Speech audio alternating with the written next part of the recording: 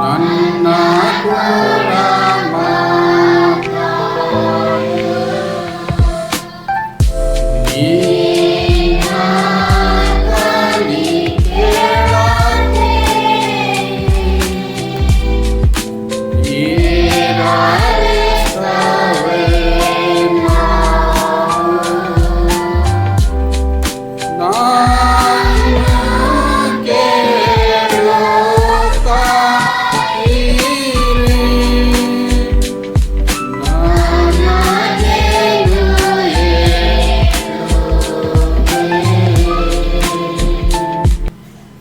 ಪ್ರೀತಿಯ ತಂದೆಯೇ, ಈ ಸಂದರ್ಭದಲ್ಲಿ ನಮ್ಮ ಹೃದಯವನ್ನು ತೆರೆದು ವಿಶ್ವಾಸದಿಂದ ನಿನ್ನ ಪರಿಶುದ್ಧತೆಯನ್ನು ನಾವು ಆಹ್ವಾನಿಸ್ತಾ ಇದ್ದೇವೆ. ನೀನು ನಮ್ಮ ಹೃದಯವನ್ನು ಪ್ರವೇಶಿಸು. ನಮಗೆ ಏಕಾಗ್ರತೆ, ನಿನ್ನ ವಾಕ್ಯದಲ್ಲಿ ಆಸಕ್ತಿಯನ್ನು ದಯಪಾಲಿಸಬೇಕಾಗಿ ಕರ್ತನ ಹೆಸರಿನಲ್ಲಿ ಬೇಡಿಕೊಂಡಿದ್ದೇವೆ ನಮ್ಮ ತಂದೆಯೇ, ಆಮೆನ್.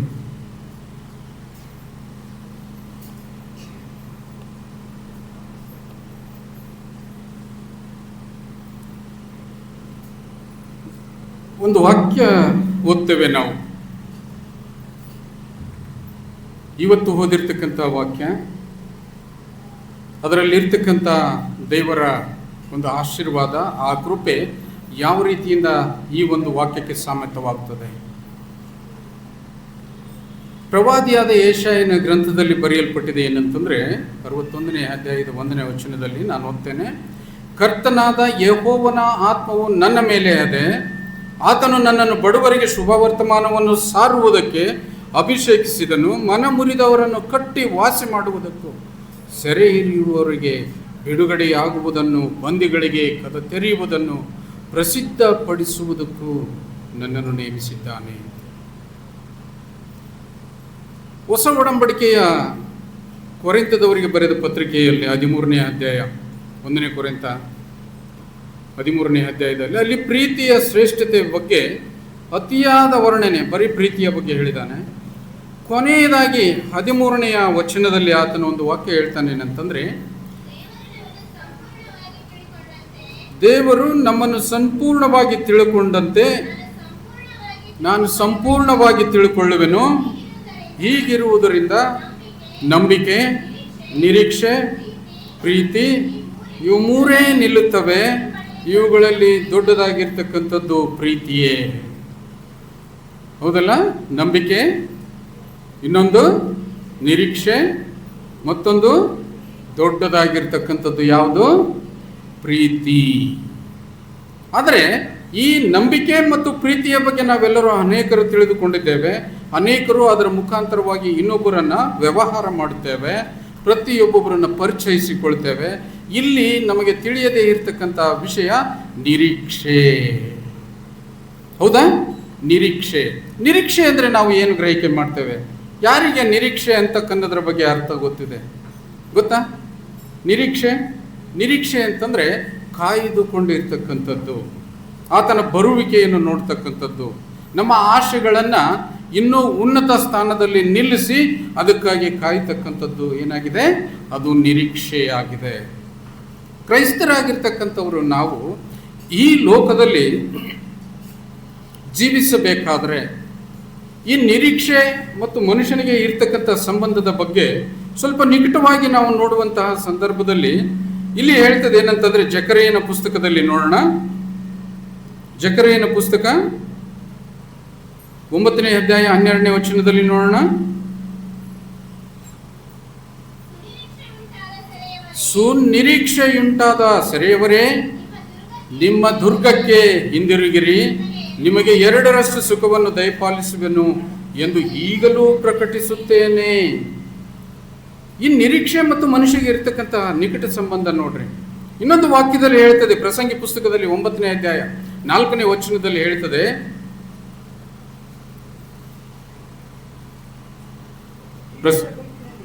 ಜೀವಿತರ ಗುಂಪಿನಲ್ಲಿ ಸೇರಿದವನಿಗೆ ನಿರೀಕ್ಷೆಯುಂಟು. ನಾವು ಯಾವ ಗುಂಪಿನಲ್ಲಿ ಸೇರಿದ್ದೇವೆ? ನಮ್ಮನ್ನು ನಾವು ಪ್ರಶ್ನೆ ಮಾಡಿಕೊಳ್ಳೋಣ. ಯಾವ ಗುಂಪಿನಲ್ಲಿ ಸೇರಿದ್ದೇವೆ? ಜೀವಿತರ ಗುಂಪಿನಲ್ಲಿ ಸೇರಿದ್ದೇವಾ ಅಥವಾ ಸತ್ತವರ ಗುಂಪಿನಲ್ಲಿ ಸೇರಿದ್ದೇವಾ? ಒಂದು ಪ್ರಶ್ನೆ ಮೂಡ್ತದೆ. ಇಲ್ಲಿ ಪ್ರಸಂಗಿ ಹೇಳುವ ಪ್ರಕಾರ ಜೀವಿತರ ಗುಂಪಿನಲ್ಲಿ ಸೇರಿದವನಿಗೆ ನಿರೀಕ್ಷೆಯುಂಟು. ನಮಗೆ ನಿರೀಕ್ಷೆ ಇದೆನಾ? ಪ್ರತಿಯೊಬ್ಬೊಬ್ಬರಿಗೆ ನಮ್ಮನ್ನು ನಾವು ಯೋಚನೆ ಮಾಡ್ಕೊಂಡು, ನಿಮ್ಗೆ ಅರ್ಥ ಗೊತ್ತಿಲ್ಲದೆ ಇರ್ಬೋದು, ಆದರೆ ನಿರೀಕ್ಷೆ ಅಂತಕ್ಕಂಥದ್ದು, ಕಾಯುವಿಕೆ ಅಂತಕ್ಕಂಥದ್ದು, ಕಾಯ್ದು ನೋಡ್ತಕ್ಕಂಥದ್ದು ಪ್ರತಿಯೊಬ್ಬೊಬ್ಬರಿಗಿದೆ. ಅದು ಇರಬೇಕು. ಒಂದು ವೇಳೆ ಇಲ್ಲ ಅಂತಂದ್ರೆ, ಇಲ್ಲಿ ನೋಡಿ ಎಷ್ಟು ಕಠಿಣವಾಗಿ ಹೇಳಿದ್ದಾನಂತಂದ್ರೆ, ಯಾವನಿಗೆ ನಿರೀಕ್ಷೆ ಇಲ್ಲ ಅಂತಂದ್ರೆ ಅವರು, ಅಲ್ಲಿ 4ನೇ ವಚನದ 3ನೇ ವಚನದಲ್ಲಿ ನೋಡಿ ಮೇಲ್ಗಡೆ, ಪ್ರಸಂಗಿ 9:3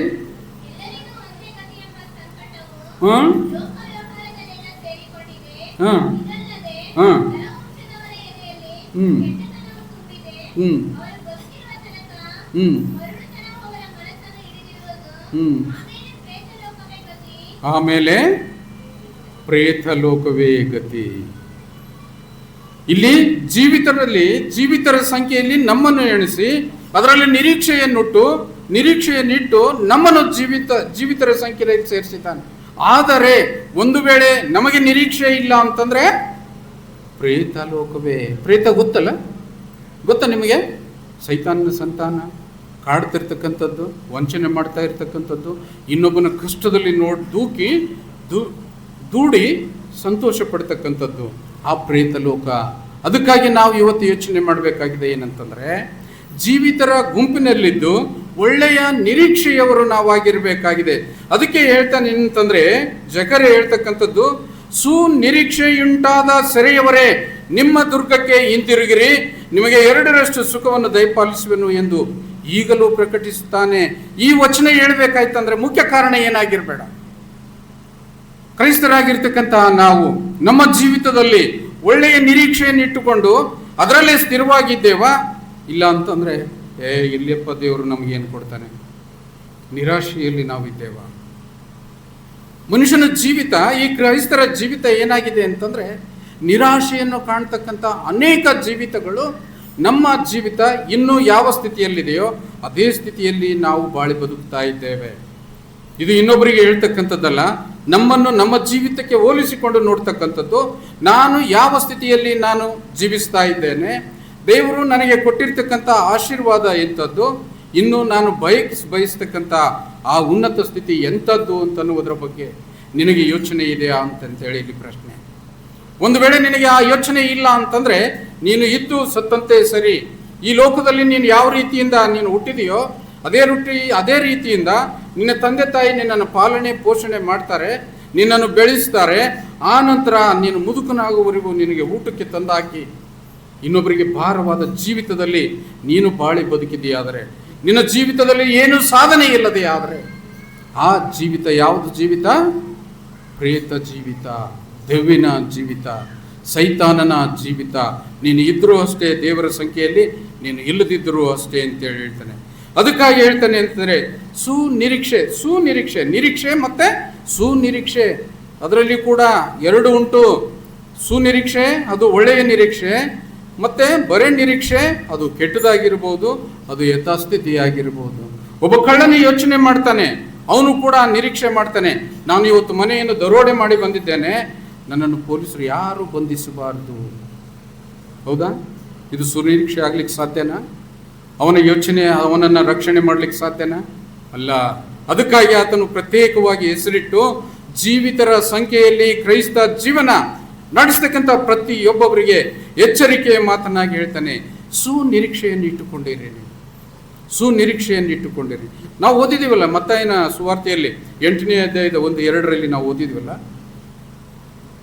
2-3 ಅಲ್ಲಿ ಯೇಸು ಸ್ವಾಮಿ ಈ ಲೋಕದಲ್ಲಿ ಜೀವಿಸುವಂತಹ ಸಂದರ್ಭದಲ್ಲಿ ಎಷ್ಟು ಅದ್ಭುತವಾಗಿ ಹೇಳಿದ್ದಾನೆ. ಪ್ರತಿಯೊಬ್ಬೊಬ್ಬರ ಜೀವಿತದಲ್ಲಿ ಒಳ್ಳೆ ನಿರೀಕ್ಷೆ ಇರಲಿ ಅಂತಕ್ಕಂಥ ಅರ್ಥ ಆತನು ಹೇಳಿದ್ದಾನೆ. ಒಬ್ಬ ಭಿಕ್ಷುಕನಿಗೆ ಒಂದು ಸುನಿರೀಕ್ಷೆ ಇದೆ, ಒಬ್ಬ ಬಡವನಿಗೆ ಒಂದು ಸುನಿರೀಕ್ಷೆ ಇದೆ, ಒಬ್ಬ ಉನ್ನತದಲ್ಲಿ ಇರ್ತಕ್ಕಂಥ ಒಬ್ಬ ಸಾಹುಕಾರನಿಗೂ ಕೂಡ ಒಂದು ಸುನಿರೀಕ್ಷೆ ಇದೆ. ಅವನು ಇದ್ದ ಸ್ಥಿತಿಯಲ್ಲಿ ಯಾರೂ ಇರಬಾರ್ದು. ಯಾಕೆಂತಂದ್ರೆ ನಿಮ್ಮ ಜೀವಿತ ಲೈವ್, ಅದು ಜೀವಂತವಾಗಿದೆ. ಜೀವಂತವಾಗಿರ್ತಕ್ಕಂಥ ಒಂದು ವಸ್ತು ಏನು ಮಾಡ್ತದೆ? ಬೆಳೆಯೋದಿಲ್ವಾ? ನಾವು 1ರಿಂದ 2ನೇ ಕ್ಲಾಸ್ ಹೋಗೋದಿಲ್ವಾ? PUCಲಿಂದ ಡಿಗ್ರಿ ಕ್ಲಾಸ್ ಹೋಗೋದಿಲ್ವಾ? ಅವನ ಬುದ್ಧಿಮಟ್ಟ ಹೆಚ್ಚಾಗೋದಿಲ್ವಾ? ಅವನ ಜೀವಿತದಲ್ಲಿ ತನ್ನ ಸಂಸಾರ ಕಟ್ಟಿಕೊಳ್ಳೋದಿಲ್ವಾ? ಈ ರೀತಿಯಿಂದ ಇರ್ತಕ್ಕಂಥ ಸುನಿರೀಕ್ಷೆಗಳ ಬಗ್ಗೆ ದೇವರು ಹೇಳ್ತಾನೆ, ನೀವು ನಿರೀಕ್ಷೆಯುಳ್ಳವರಾಗಿರ್ರಿ. ಆದರೆ ಕೆಟ್ಟ ನಿರೀಕ್ಷೆಗಳನ್ನು ಇಟ್ಕೊಳ್ಳಿಕ್ಕೆ ಹೋಗ್ಬೇಡ್ರಿ. ಯಾಕಂತಂದ್ರೆ ಇನ್ನೊಬ್ಬನನ್ನು ವಂಚಿಸಿ ನಾವು ಜೀವಿಸ್ತಕ್ಕಂಥದ್ದು ಅದು ಸಮಂಜಸವಲ್ಲ. ಇನ್ನೊಬ್ಬರಿಂದ ಲಂಚವನ್ನು ಪಡೆದುಕೊಂಡು ನಮ್ಮ ಜೀವಿತವನ್ನು ಉನ್ನತೀಕರಿಸತಕ್ಕಂಥದ್ದು ಅದು ನ್ಯಾಯಬದ್ಧದಲ್ಲ. ಅದನ್ನು ದೇವರು ಒಂದಿಲ್ಲ ಒಂದು ದಿವಸ ಸದ್ಯದಲ್ಲಿ ನಮಗೆ ಪ್ರಶ್ನೆ ಮಾಡ್ತಾರೆ. ಸರ್, ನೀವು ಬೀಡಿ ಬಿಡ ಅಂತ ಹೇಳ್ತೀರಲ್ಲ ಸರ್, ನೀವು ಬೀಡಿ ಬಿಡ ಅಂತ ಹೇಳ್ತೀರಿ, ನಾನು ಬೀಡಿ ಹಂಗೆ ಕುಡಿತಾ ಇದ್ದೀನಿ, ನಾನು ನಿನಗಿಂತ ಚೆನ್ನಾಗಿದ್ದೀನಿ ಅಂತ ಆಸೆ ಮಾಡ್ತಾನೆ. ಒಪ್ತದ್ರಿ ಇದು? ಇಲ್ಲ, ನಿನ್ನನ್ನು ಬಿಟ್ಟಿದ್ದಾನೆ ಅಷ್ಟೇ, ಆದರೆ ಒಂದು ದಿವಸ ನಿನ್ನನ್ನು ಬುಡ ಸಮೇತವಾಗಿ ಕಿತ್ತೋಗಿದ್ದಾನೆ. ಅದಕ್ಕಾಗಿ ನಾನು ಹೇಳ್ತಾ ಇದ್ದೇನೆ ಅಂತಂದ್ರೆ, ಇಲ್ಲಿ ಒಬ್ಬ ಕುಷ್ಠರೋಗಿ ಯೇಸು ಸ್ವಾಮಿ ತಾನು ಈ ಲೋಕದಲ್ಲಿ ಸಂಚರಿಸ್ತಾ ಬರ್ತಕ್ಕಂಥ ಸಂದರ್ಭದಲ್ಲಿ 2ನೇ ವಚನದಲ್ಲಿ ನೋಡೋಣ, ಮತ್ತಾಯ 8:2, ಮುಟ್ಟಿ ನನಗೆ ಮನಸ್ಸುಂಟು ಶುದ್ಧವಾಗುವ ಅಂದನು. ಕೂಡಲೇ ಅವನ ಕುಷ್ಠವು ದೂರವಾಗಿ ಹೋಯಿತು, ಅವನು ಪರಿಶುದ್ಧನಾದ. ಆದರೆ ಆ ಕುಷ್ಠ ಎಷ್ಟು ಕಠಿಣ ಅಂತೇಳಿ ನಿಮಗೆ ಗೊತ್ತಾ? ಅದು ಸುಮಾರು 1970-80ರಲ್ಲಿ ಬಹಳವಾಗಿ ಈ ಭಾರತ ದೇಶವನ್ನು ಬಾಧಿಸ್ತಾ ಇತ್ತು. ಒಂದೊಂದು ಊರಿಗೆ ಒಂದೊಂದು ಗಲ್ಲಿಗಳಾಗಿ ನಿರ್ಮಾಣವಾಗಿ ಬಿಟ್ಟಿದ್ದವು. ಒಂದೊಂದು ಮನೆಯಲ್ಲಿ ಒಬ್ಬರಿಲ್ಲ ಇಬ್ಬರಿಗೆ ಆ ಕುಷ್ಠ ತಗುಲ್ತಾ ಇತ್ತು. ಎಷ್ಟು ಕಠಿಣವಾಗಿತ್ತು. ಅವರೆಲ್ಲರೂ ಅಸ್ಪೃಶ್ಯರು ಅಂತೇಳಿ ದೂರಿನಿಂದ ಹೊರಗಡೆ ಇಡ್ತಾ ಇದ್ರು. ಅವ್ರದ್ದು ಕಠಿಣವಾಗಿರ್ತಕ್ಕಂಥ ಜೀವಿತ. ಅಂಥ ಜೀವಿತವಂತೂ ಈ ಲೋಕದಲ್ಲಿ ನಾವು ಯಾರು ಅನುಭವಿಸೋದಿಲ್ಲ. ಆದರೆ ಒಬ್ಬ ಕುಷ್ಠನಿಗೆ ಇರ್ತಕ್ಕಂಥ ಆ ಒಂದು ನಿರೀಕ್ಷೆ ಏನಿದೆ ಅಂತಂತಂದ್ರೆ, ದೇವರೇ ನನ್ನನ್ನು ಕುಷ್ಠದಿಂದ ಬಿಡುಗಡೆ ಮಾಡು.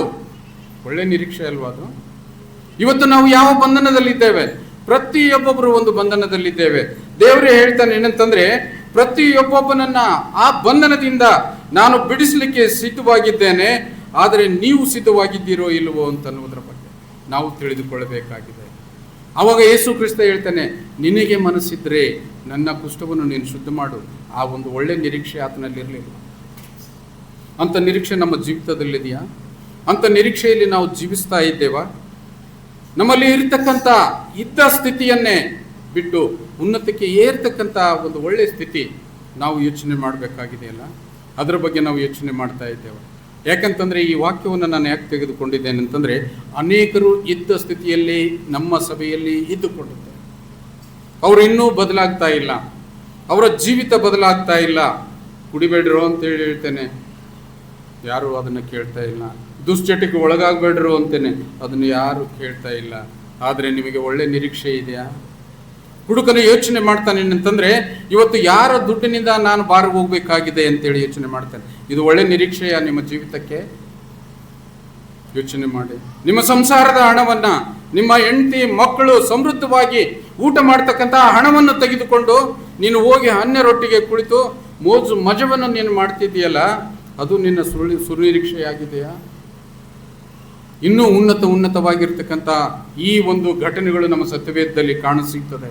ಆದರೆ ಪ್ರಿಯರೇ, ನಮ್ಮ ಸಭೆ ನಮಗೆ ತಕ್ಕಂತೆ ಕಾಡ್ತಾ ಇರ್ತಕ್ಕಂಥ ಪಿಡುಗುಗಳು, ಕುಡಿತ ಮತ್ತು ಸೇದುವಿಕೆ ಮತ್ತು ಗುಟ್ಕ ತಿಂತುವಿಕೆ, ಇವೆಲ್ಲ ನಮ್ಮನ್ನು ಆದಷ್ಟು ಬಲು ಬೇಗನೆ ನಮ್ಮನ್ನು ಬಂಧನದಲ್ಲಿಟ್ಟು ಬಿಟ್ಟಿವೆ. ಅದಕ್ಕಾಗಿ ನಾವು ಯೋಚನೆ ಮಾಡಬೇಕಾಗಿ ನಾನು ಇವತ್ತಿನ ದಿವಸದಲ್ಲಿ ಈ ವಾಕ್ಯವನ್ನು ನಾನು ತಂದಿದ್ದೇನೆ ಪ್ರಿಯರೇ. ಅದಕ್ಕಾಗಿ ಇಲ್ಲಿ ಆ ಕುಷ್ಠ ರೋಗ ಆತನಿಂದ ಯಾವ ರೀತಿಯಿಂದ ಬಿಡುಗಡೆಯಾಯಿತು, ದೇವರು ಅದೇ ಪ್ರಕಾರವಾಗಿ ನಿಮ್ಮನ್ನು ಕೂಡ, ನಿಮ್ಮ ಮೇಲೆ ಕೂಡ ಆತನ ಮನಸ್ಸು ಮಾಡಿದ್ದಾನೆ. ಅವನು ಎಷ್ಟು ಒಳ್ಳೆಯದಾಗಿ ಪ್ರಶ್ನೆ ಮಾಡ್ತಾನಲ್ಲ, ಸ್ವಾಮಿ ನಿನಗೆ ಮನಸ್ಸುಂಟು? ನನಗೆ ಮನಸ್ಸಿದೆ ರೀ. ನೀವೆಲ್ಲರೂ ಉನ್ನತಿಗೆ ಇರಬೇಕಾಗಿದೆ, ನಿಮ್ಮನ್ನು ಬಿಡುಗಡೆ ಮಾಡಬೇಕಾಗಿದೆ, ನಿಮ್ಮನ್ನು ರಕ್ಷಣೆ ಹಾದಿಗೆ ತರಬೇಕಾಗಿದೆ. ಆದರೆ ನೀವು ನಿರೀಕ್ಷೆ ಇಟ್ಟುಕೊಂಡಿಲ್ಲಲ್ವಾ? ಅದಕ್ಕಾಗಿ ನೀವು ಪ್ರೇತಗಳು ಉಪಾಧಿಯಲ್ಲಿ ನಿಮ್ಮ ಜೀವಿತವನ್ನು ಕಳೆಯದೆ ನೀವು ಯಾವಾಗಲೂ ಜೀವಿತರ ಸಂಖ್ಯೆಯಲ್ಲಿ ಸುನಿರೀಕ್ಷೆಯುಳ್ಳವರಾಗಿರ್ರಿ ಅಂತ ಹೇಳಿ ಆತನೇ ಹೇಳ್ತಾನೆ. ಪ್ರತಿಯೊಬ್ಬೊಬ್ರು ನಾವು ನಿರೀಕ್ಷೆಯಲ್ಲಿ ಇದ್ದೇವೆ ಅಂತೇಳಿ ಅಂತಂದಾಗಿ ಕೂಡ ಒಂದೊಂದು ಸಲ ನಮಗೇನಾಗ್ತದೆ ಅಂತಂದರೆ, ನಮಗೆ ಈ ಬಾಧೆಗಳು ಬಾಧಿಸುವುದನ್ನು ಬಿಡುವುದಿಲ್ಲ. ಅದಕ್ಕಾಗಿ ಅಂಥ ನಿರಾಶೆ ಆಗಿರ್ತಕ್ಕಂಥ, ಆ ನಿರೀಕ್ಷೆಯನ್ನು ಕಾಣದೇ ಇರತಕ್ಕಂಥ, ದೇವರಿಂದ ಆಶೀರ್ವಾದವನ್ನು ಹೊಂದದೇ ಇರತಕ್ಕಂಥ ಜನರು ಅನೇಕರು ಆಲಯವನ್ನು ತೊರೆದಿರ್ತಕ್ಕಂಥದ್ದು, ಅನೇಕರು ತಮ್ಮ ತಮ್ಮ ದೈವಿಕತ್ವವನ್ನು ಬಿಟ್ಟು ಬೇರೆಡೆಗೆ ಹೋಗಿರ್ತಕ್ಕಂಥದ್ದು ಇದೆ ಪ್ರಿಯರೇ. ಅದಕ್ಕಾಗಿ ನಾನು ಇಲ್ಲಿ ಕೀರ್ತನೆಗಾರನು ಕೆಲವು ವಾಕ್ಯಗಳ ಮುಖಾಂತರ ನಮ್ಮನ್ನು ಈ ರೀತಿಯಿಂದ ಎಚ್ಚರಿಸ್ತಾ ಇದ್ದಾನೆ. 31ನೇ ಕೀರ್ತನೆಯಲ್ಲಿ 24ನೆಯ ವಚನ, ಅದು ಆ ನಿರೀಕ್ಷೆ ಇರದೇ ಇರತಕ್ಕಂಥ ಜನರಿಗೆ ಆತನು ಹೇಳುವ ಒಂದು ಉತ್ತರ ಏನು, ಸಮಜಾಯಿಸಿ ಏನಂತ ಅನ್ನೋದ್ರ ಬಗ್ಗೆ ನಾವು ನೋಡೋಣ. ಕೀರ್ತನೆ 31:24 ಯೆಹೋವನನ್ನು ನಿರೀಕ್ಷಿಸುವವರೇ ದೃಢವಾಗಿರ್ರಿ, ನಿಮ್ಮ ಹೃದಯವು ಧೈರ್ಯದಿಂದಿರಲಿ ಅಂತೇಳಿ. ಇಲ್ಲ, ನಾನು ನಿರಾಶೆ ಮಾಡೋದಿಲ್ಲ ನಿಮಗೆಂದು. ನೀನು ಪ್ರಾರ್ಥನೆ ಪೂರ್ವಕವಾಗಿ ನೀನು ಬೇಡ್ತೀಯಾ, ಅದನ್ನು ಬೇಡು. ನಾನು ಕೊಡಲಿಕ್ಕೆ ಮನಸ್ಸಿದೆ ರೀ, ನನಗೆ ನಾನು ಕೊಟ್ಟೇ ಕೊಡ್ತೇನೆ. ಸ್ವಲ್ಪ ಲೇಟ್ ಆಗ್ಬೋದು ಅಷ್ಟೇ. ಯಾಕಂತಂದ್ರೆ ನಿನ್ನನ್ನು ಪರೀಕ್ಷೆಗೆ ಒಳಪಡಿಸ್ಬೇಕಾಗಿದೆ. ಸುಮ್ಮನೆ ಪಾಸ್ ಮಾಡಂಗಿಲ್ಲ ರೀ. ನಾನು ಸುಮ್ಮನೆ ಪಾಸ್ ಹೆಂಗೆ ಮಾಡ್ತೀವಿ? ಹೌದಲ್ಲ? ತಕ್ಕದಾದ ಉತ್ತರ ಬರಿಬೇಕಾಗಿದೆ. ನೀನು ತಕ್ಕಂತೆ ಅಲ್ಲಿ ನಡಿಬೇಕಾಗಿದೆ. ತಕ್ಕಂತೆ ನಿನ್ನ ನುಡಿಗಳನ್ನು ನೀನು ಬದಲಾಯಿಸಿಕೊಳ್ಬೇಕಾಗಿದೆ. ನಾವು ಒಳ್ಳೆ ನಿರೀಕ್ಷೆಗಳನ್ನು ನಾವು ಅದಕ್ಕಾಗಿ ಆತನು ಹೇಳ್ತಾನೆ ಏನಂತಂದ್ರೆ, ಯೆಹೋವನನ್ನು ನಿರೀಕ್ಷಿಸುವವರೇ ದೃಢವಾಗಿರಿ, ನಿಮ್ಮ ಹೃದಯ ಧೈರ್ಯದಿಂದ ತುಂಬಿರಲಿ. ಬರ್ತದೆ, ಬರ್ತದೆ. ಇವತ್ತು ಬಂದಿಲ್ಲ, ಮತ್ತೆ ನಾಳೆ ಬರ್ತದೆ. ಇವತ್ತು ಆಗಿಲ್ಲ, ನಾವು ಹೇಳ್ತೀವಲ್ಲ, ಈ ಸಲ ಹೆಸರು ಬೆಳೀಲಿಲ್ಲ ಅಂತಂದ್ರೆ ನೋಡೋಣ ಮುಂದಿನ ವರ್ಷ ಅಂತೀವಲ್ಲ. ಮುಂದಿನ ವರ್ಷ ಬೆಳೆದಿರ್ತೀವಿ. ಈ ಸಲ ಆಗಲಿಲ್ಲ ಈ ಬೆಳೆ, ನೋಡೋಣ ಮುಂಗಾರು ಜೋಳ ಬಿತ್ತೋಣ. ರೈತರಿಗೆ ಒಳ್ಳೆ ನಿರೀಕ್ಷೆ ಆ ರೀತಿಯಿಂದ ಇರಬೇಕಲ್ಲ, ಇರಲೇಬೇಕು. ಹೋಯ್ತು, ಹಾಳಾಯ್ತು ನಂದು ಅಂತೇಳಿ ದೇವರನ್ನು ಶ್ರಮಿಸ್ತಕ್ಕಂಥದ್ದು ಬೇಡ. ಅದಕ್ಕಾಗಿ ಆತನು ಹೇಳ್ತಾನೆ, ಲೂಕ 4 ಹೇಳ್ತಾನೆ ನೋಡ್ರಿ, ಎಷ್ಟು ಅದ್ಭುತವಾಗಿ ನಮಗೆ ಸಮಾಧಾನ ಮಾಡ್ತಾನೆ. 18ನೇ ವಚನದಲ್ಲಿ,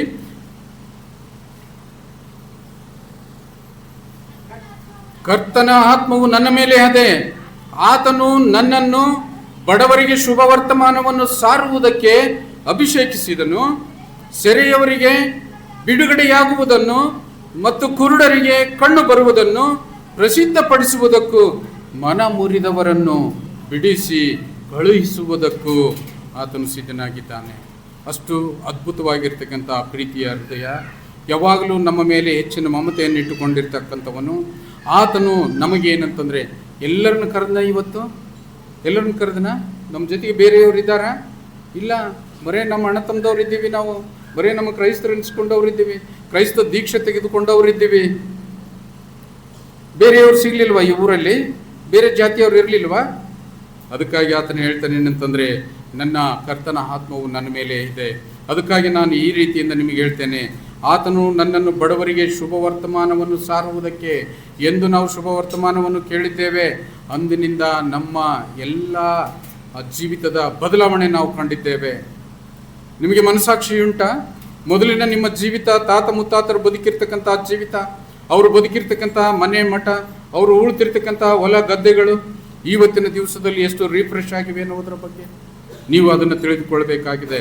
ಸೆರೆಯವರಿಗೆ ಬಿಡುಗಡೆಯನ್ನ, ಯಾರು ಸೆರೆಯಲ್ಲಿದ್ದೀವಿ ಅಂದರೆ ನಾವೆಲ್ಲರೂ ಜೈಲಿನಾಗಿದ್ದೀವಿ ಅಂತಕ್ಕಂಥ ಅರ್ಥ ಇಲ್ಲ. ಕೆಲವೊಂದು ಬಂಧನದಲ್ಲಿದ್ದೇವೆ, ಕೆಲವರು ಸಾಲದ ಬಂಧನದಲ್ಲಿದ್ದೇವೆ, ಕೆಲವರು ರೋಗದ ಬಂಧನದಲ್ಲಿದ್ದೇವೆ, ಕೆಲವರು ಕೆಟ್ಟ ಮನಸ್ಸಿನ ಬಂಧನದಲ್ಲಿದ್ದೀವಿ ರೀ. ನಾವು ಯಾವುದು ಒಂದಂಗಿಲ್ಲ ಅಂತಂದ್ರೆ ನಮ್ಮಲ್ಲಿರ್ತಕ್ಕಂಥ ಕೆಟ್ಟ ಮನಸ್ಸು ಅದು ನಮ್ಮನ್ನು ಬಂಧಿಸಿ ಬಿಟ್ಟಿದೆ. ಇನ್ನೊಬ್ಬನ ಬಗ್ಗೆ ಕೆಟ್ಟ ಯೋಚನೆ ಮಾಡಲಿಕ್ಕೆ ಅನುಕೂಲ ಮಾಡ್ತಾ ಇದೆ. ಎಂದಾದ್ರೂ ಯೋಚನೆ ಮಾಡಿದ್ದೀರಾ? ಇಲ್ಲಿ ಹೊರಗಡೆ ಕಾಂಪೌಂಡ್ ಕಟ್ಟೆ ಮೇಲೆ ಕುಂತಿರ್ತೀರಿ, ಆ ಕಡ್ಲಿದ್ದ ಒಬ್ಬ ಮನುಷ್ಯ ಬರ್ತಾನೆ. ಬಂದಾಗ ಆತ ಭಾಳ ಒಳ್ಳೆಯವನಪ್ಪ ಅಂತ ಅಂದದ್ದು ನಿಮ್ಮ ಜೀವಿತದಲ್ಲಿ, ನಿಮ್ಮ ಮನಸ್ಸಿನಲ್ಲಿ ಸಾಧ್ಯನೇ ಇಲ್ಲ. ಬಂದನ ಯಾವ ಮನೆ ಮುರಿಬೇಕಂತ ಬಂದನೋ ಏನೋ? ಹೌದಾ? ಸಹಜವಾಗಿಲ್ಲ. ನಮ್ಮಲ್ಲಿರ್ತಕ್ಕಂಥ ಕೆಟ್ಟ ಮನಸ್ಸು ಅದು. ಎಂದು ನಾವು ಇನ್ನೊಬ್ಬನ ಬಗ್ಗೆ ಒಳ್ಳೆಯ ಯೋಚನೆ ಮಾಡಿದ್ದೇವೆ. ಸತ್ಯವೇದ ಇಷ್ಟು ಸ್ಪಷ್ಟವಾಗಿ ಹೇಳ್ತದೆ, ನಿಮ್ಮ ಜೀವಿತ ಸುಗಮವಾಗಿರಬೇಕಾದ್ರೆ, ನಿಮ್ಮ ಜೀವಿತ ಸಮಾಧಾನದಿಂದ ಇರಬೇಕಾದ್ರೆ, ನಿನ್ನ ಜೀವಿತ ಆರೋಗ್ಯವನ್ನು ಹೊಂದಬೇಕಾಗಿದೆಯಾದರೆ ಇನ್ನೊಬ್ಬನ ಬಗ್ಗೆ ಒಳ್ಳೆಯ ಯೋಚನೆ ಇರಲಿ. ಇನ್ನೊಬ್ಬನ ಬಗ್ಗೆ ಒಳ್ಳೆಯ ಯೋಚನೆ ಇರಲಿ. ಹಾಗಾದರೆ ನಿನಗೆ BP ಬರೋದಿಲ್ಲ, ನಿನಗೆ ಶುಗರ್ ಬರೋದಿಲ್ಲ, ನಿನಗೆ ಚಿಂತೆ ಬರೋದಿಲ್ಲ, ರಾತ್ರಿ ಎಲ್ಲ ಹಾಯಾಗಿ ಮಲ್ಕೊಳ್ತೀಯ, ದೈವತ್ವದ ಆನಂದವನ್ನು ಅನುಭವಿಸ್ತೀಯ, ಮುಂಜಾನೆ ಮತ್ತೆ ಒಳ್ಳೆ ಯೋಚನೆ, ಒಳ್ಳೆ ವಿಚಾರಗಳು ಇನ್ನೊಬ್ಬನ ಬಗ್ಗೆ ನಿನ್ನ ಹತ್ರ ಇದೆಯಾ? ಪ್ರತಿಯೊಬ್ಬೊಬ್ಬರು ನಾವು ಬೇಡಲೇಬೇಕಾಗಿರ್ತಕ್ಕಂಥದ್ದು. ನಾವು ಬೇಡಿ ಇನ್ನೊಬ್ಬನ ಬಗ್ಗೆ ಯಾವಾಗಲೂ ಒಳ್ಳೆಯ ನಿರೀಕ್ಷೆಯಲ್ಲಿ, ಒಳ್ಳೆಯ ಯೋಚನೆಯಲ್ಲಿ ನಾವು ಯೋಚನೆ ಮಾಡ್ತಾ ಇದ್ರೆ, ಇವತ್ತು ನಮ್ಮನ್ನು ಏನು ಮಾಡ್ತಾನೆ ದೇವರು ಅಂತಂದರೆ ಪರಿಶುದ್ಧ ಜೀವಿತಕ್ಕೆ ನಡೆಸ್ತಾನೆ. ಯಾವಾಗಲೂ ನಿಮ್ಮ ಕುಟುಂಬ ಆನಂದಮಯವಾಗಿರ್ತದೆ, ಯಾವಾಗಲೂ ನಿಮ್ಮ ಕುಟುಂಬ ಆರೋಗ್ಯಕರವಾಗಿರ್ತದೆ. ರೋಗಗಳು ಯಾವರಿಂದ ಬರ್ತದೆ ಅಂತ ಸತ್ಯವೇದ ಹೇಳ್ತದಲ್ವ? ನಿನ್ನ ಮನಸ್ಸು ಸತ್ಯವೇದ ಹೇಳಿದ್ದಲ್ಲದೆ ವಿಜ್ಞಾನ ಕೂಡ ಆ ರೀತಿಯಿಂದ ಹೇಳ್ತದೆ. ನಿನಗೆ ಮೊದಲು ಮನಸ್ಸು ಕೆಟ್ಟ ನಂತರ ನಿನ್ನ ಮೈ ಕೆಡುತ್ತದೆ. ನಾವು ಅಂದಿರ್ತೀವಿ, ಯಾವುದೋ ಊರಿಗೆ ಬಿಟ್ಟು ಊರಿಗೆ ಹೋಗಿರ್ತೀವಿ, ಎಲ್ಲೋ ನೀರು ಕುಡ್ದಿರ್ತೀವಿ, ನೀರು ಕುಡ್ದಾಗ ಅನಿಸ್ತದೆ ನೀರು ಬದಲಾಯ್ತಪ್ಪ, ನನ್ನ ನೆಗಡಿ ಬರ್ತದೆ. ಇನ್ನು ಬಂದಿರಲ್ಲ ಅದು. ಹೌದು, ಯಾಕೆ ನೀರು ಬದಲಾದವು, ನನ್ನ ನೆಗಡಿ ಬರ್ತದೆ. ಆಯ್ತು, ನಿನ್ನ ಮನಸ್ಸು ಮೊದಲು ಕೆಟ್ಟಿತ್ತು. ಮಾರನೇ ದಿವಸ ಮಲ್ಕೊಂಡು ಎದ್ದೇಳು, ನೀನು ಕೆಮ್ಮಿಕೊಂಡೇ ಎದ್ದೇಳ್ತೀವಿ. ಇದಕ್ಕೆ ಸ್ಪಷ್ಟ ಉದಾಹರಣೆ ಅಲ್ವಾ? ನಾವು ತಿಳಿದುಕೊಳ್ಳೋಣ. ನಮ್ಮ ಜೀವಿತಕ್ಕೆ, ನಮ್ಮ ಆರೋಗ್ಯಕ್ಕೆ ಅನುಕೂಲವಾಗಿರ್ತಕ್ಕಂಥ ಈ ದೇವರ ವಾಕ್ಯ ಇವತ್ತಿನ ದಿವಸದಲ್ಲಿ ನಮ್ಮೆಲ್ಲರನ್ನ ಬಡಿದು ಎಬ್ಬಿಸ್ತಾ ಇದೆ. ಪ್ರಿಯರೇ, ನಾವು ಒಂದು ಕೆಟ್ಟ ಮನಸ್ಸಿನ ಬಂಧನದಲ್ಲಿ ನಾವಿದ್ದೇವೆ. ಆ ಬಂಧನದಿಂದ ನಾವು ಬಿಡುಗಡೆಯಾಗಬೇಕಾಗಿದೆ. ಅದು ನಿಮಗೆ ಗೊತ್ತಾಗ್ತದೆ. ನಾನು ಬಂದು ನಿಮ್ಮ ಮನಸ್ಸನ್ನು, ನಿಮ್ಮ ಮನೆಯನ್ನು, ನಿನ್ನನ್ನು ಮಾತನಾಡಿಸ್ತಕ್ಕಂಥ ಅವಶ್ಯಕತೆ ಇಲ್ಲ. ನಿನ್ನನ್ನು ನೀನು ಪರಿವರ್ತನೆಗೆ, ಆ ಒಂದು ಬಂಧನದಿಂದ ಬಿಡುಗಡೆಯಾಗು. ನಿನ್ನ ವೈರಿಯನ್ನು ಪ್ರೀತಿಸು. ಎಂಥ ಅದ್ಭುತವಾಗಿರ್ತಕ್ಕಂಥ ವಾಕ್ಯ. ನೀವು ನಿಮ್ಮ ಜೀವಿತದಲ್ಲಿ ಮಾಡಬೇಕಾಗಿರ್ತಕ್ಕಂಥ ಇದು ಒಂದೇ. ನೀನು ನಿನ್ನ ವೈರಿಯನ್ನು ನೀನು ಪ್ರೀತಿಸು. ಆಗ ನಿನ್ನ ಕುಟುಂಬ ಏನಾಗಿ ಬಿಡುತ್ತದೆ? ಸಮೃದ್ಧವಾಗಿ ಬಿಡುತ್ತದೆ. ನಿನ್ನ ಆರೋಗ್ಯ ಸಮೃದ್ಧವಾಗಿ ಬಿಡುತ್ತದೆ. ನೀನು ನಿರ್ಭಯವಾಗಿ ನೀನು ಆರಾಮ ನಿದ್ದೆ ಮಾಡ್ತಿದ್ರೆ, ಕಣ್ಣಿಗೆ ಸರಿಯಾಗಿ 6 ಇಲ್ಲ 7 ಗಂಟೆ ನಿದ್ದೆ ಮಾಡಿದ್ರೆ ನಿನಗೆ ಯಾವುದು ರೋಗನೇ ಬರೋದಿಲ್ಲ.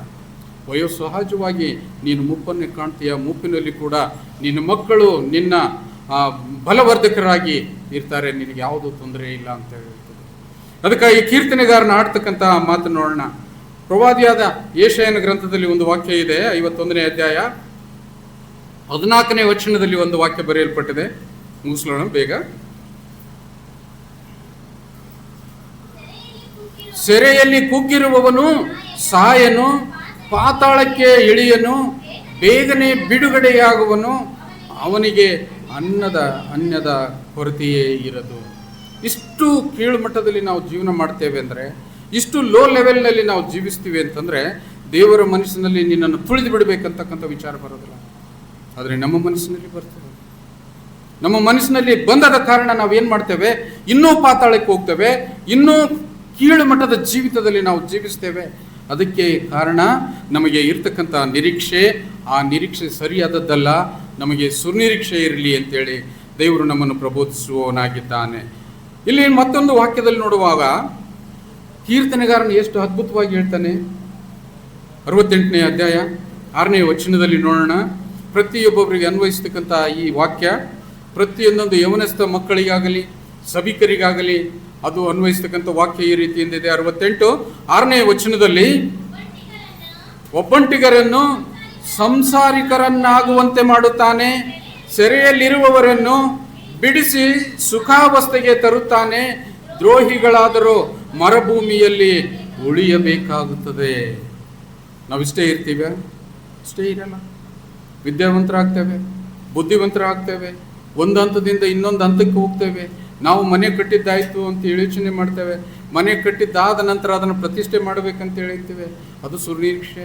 ಅದಾದ ನಂತರ ನಮ್ಮ ಮನೆಯಲ್ಲಿ ಎಲ್ಲ ಸೋಫಾ ಸೀಟ್ ಅದೆಲ್ಲ ಬೇಕಂತೇವೆ, ಅದು ಒಳ್ಳೆಯ ನಿರೀಕ್ಷೆ. ಇವೆಲ್ಲ ಆಶೆಗಳನ್ನು ಇಟ್ಟುಕೊಂಡಿರ್ತಕ್ಕಂಥ ಜೀವಿತ, ನಾವೆಲ್ಲರೂ ಜೀವಿತರ ಸಂಖ್ಯೆಯಲ್ಲಿ ಎಣಿಸಲ್ಪಡ್ತೇವೆ.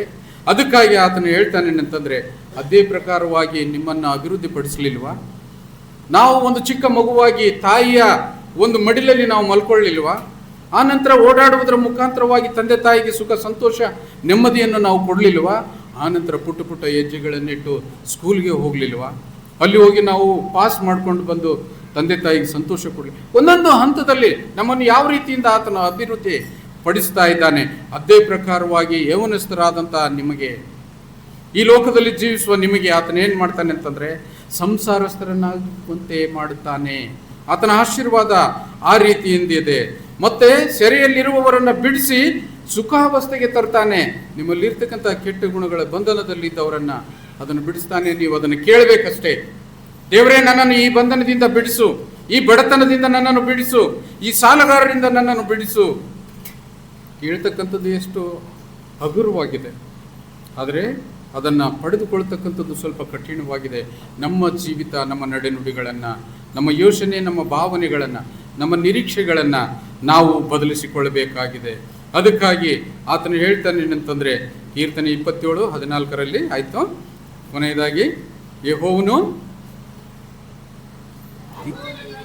ಯೆಹೋವನನ್ನು ನಿರೀಕ್ಷಿಸಿಕೊಂಡಿರು, ದೃಢವಾಗಿರು, ನಿನ್ನ ಹೃದಯವು ಧೈರ್ಯದಿಂದಿರಲಿ, ಯೆಹೋವನನ್ನೇ ನಿರೀಕ್ಷಿಸಿಕೊಂಡಿರು. ಯಾರು ನಿರಾಶೆ ಆಗ್ತಕ್ಕಂಥ ಅವಶ್ಯಕತೆ ಇಲ್ಲ. ಸ್ವಲ್ಪ ದಾರಿ ಕಾಯಬೇಕು. ಯಾವಾಗಲೂ ನಾನು ಹೇಳ್ತೇನೆ, ದೇರೈ ಮಗರ್ ಅಂದೇರ ನೀಯೇ, ದೇರೈ ಸ್ವಲ್ಪ ತಡ ಇದೆ ಅಷ್ಟೇ, ನಿನಗೆ ಬಾರದೇ ಇರತಕ್ಕಂಥ ಸ್ಥಿತಿ ಅಲ್ಲಿಲ್ಲ. ಯಾಕಂತಂದರೆ ಆತನು ಸದಾ ಸನ್ನದ್ಧನಾಗಿ ಕುಳಿತಿದ್ದಾನೆ. ನಿನಗೆ ಕೊಡಲಿಕ್ಕೆ, ಆಶೀರ್ವಾದ ಮಾಡಲಿಕ್ಕೆ ಆತನು ನಿಮ್ಮನ್ನು ಇಟ್ಟಿದ್ದಾನೆ. ನಿಮ್ಮ ಮೇಲೆ ಹೆಚ್ಚಿನ ಪ್ರೀತಿಯನ್ನು ಇಟ್ಟಿದ್ದಾನೆ. ಅದಕ್ಕಾಗಿ ಆತನು ಹೇಳ್ತಾನೆ ಏನಂತಂದರೆ, ಯೆಹೋವನನ್ನು ನಿರೀಕ್ಷಿಸಿಕೊಂಡಿರು. ದೇವರನ್ನ ಪ್ರಾರ್ಥನೆಗೆ ಉತ್ತರ ಕೊಟ್ಟೇ ಕೊಡ್ತಾನೆ. ಅದರಲ್ಲೇ ಸ್ಥಿರವಾಗಿರು, ಕೊಟ್ಟೇ ಕೊಡ್ತಾನೆ. ನೀನು ಮತ್ತೆ ಮತ್ತೆ ಪ್ರಾರ್ಥನೆ ಮಾಡ್ತಕ್ಕಂಥದ್ದನ್ನು ಬಿಡಬೇಡ. ನಿನ್ನ ಹೃದಯದಲ್ಲಿ ಧೈರ್ಯದಿಂದಿರು. ಹಾರ್ಟ್ ಅಟ್ಯಾಕ್ ಬರ್ತದೆ, ನೀನು ಗಟ್ಟಿಯಾಗಿರು. ಯೆಹೋವನನ್ನು ನಿರೀಕ್ಷಿಸಿಕೊಂಡ ಪ್ರಕಾರ ನಿನ್ನ ಬೇಡಿಕೆಗಳನ್ನು ಆತನು ಈಡೇರಿಸುವಲ್ಲಿದ್ದಾನೆ. ಯೆಹೋಶುವನ ಪುಸ್ತಕ 1:6 ಈ ರೀತಿಯಿಂದ ಬರೆದಿದೆ. ನೀವೇನು ತೆಗೆಯೋದು ಅವಶ್ಯಕತೆ ಇಲ್ಲ.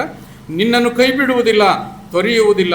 ಸ್ಥಿರಚಿತ್ತನಾಗಿರು, ಧೈರ್ಯದಿಂದರು. ಯಾಕಂದರೆ ನಾನು ಈ ಜನರ ಪಿತೃಗಳಿಗೆ ಪ್ರಮಾಣ ಮಾಡಿಕೊಟ್ಟ ದೇಶವನ್ನ ಇವರಿಗೆ ನೀನೇ ಸ್ವಾಧೀನ ಮಾಡಿಸಿಕೊಳ್ಳುವಿ ಅಂತೇಳಿ.